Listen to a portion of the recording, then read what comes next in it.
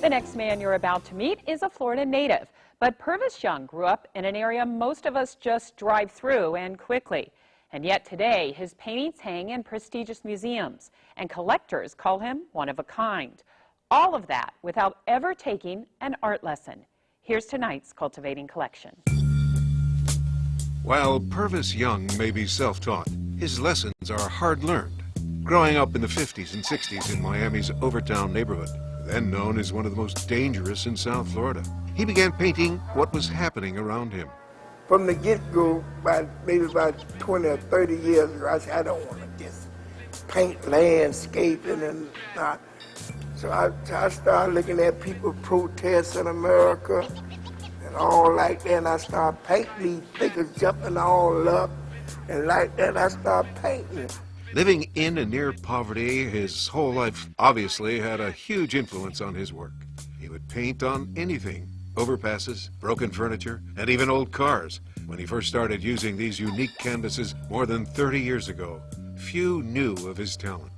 A lot of people didn't know I paint, you know.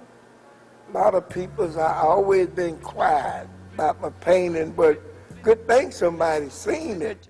And despite having paintings in museums all over the world, this quiet, unassuming Miami native trusts his instincts on what to focus his brush on next.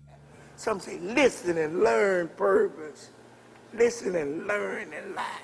I'm like King Solomon. I ask God for knowledge. That's where I'm here. Sometimes I paint I'm a warrior. When I paint I'm a warrior, with angels trying to stop us from fighting one another. Young has studied the great masters and, at one time, compared himself to some. I might be great, but I always ask my father to make me greater. I look at masters, you know, and watch their work and watch the colors and all like that. See, I knew to like Van Gogh so much till I thought I was Van Gogh, you know, but some say, you got to be Purvis. I got to be myself. Now, in his early 60s, the artist says inspiration is more difficult to come by than when he first started painting. As I get older, you know, I mostly got to walk and look at things, you know. I used to have imagination, but I talked to book writers, they say the same thing. They can't do what they done when they was, you know. Sometimes I got to do a lot of thinking.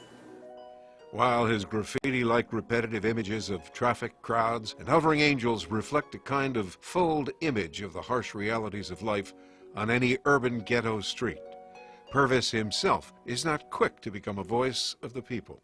It puzzles me when somebody gets personal with me, because I always stay to myself. I always like to stay to myself. And when they have their opinion, they ask me what kind of painter I'm is. You know, but sometimes I don't know. Purvis believes that he can truly communicate his true feelings with his art, and his message is a simple one.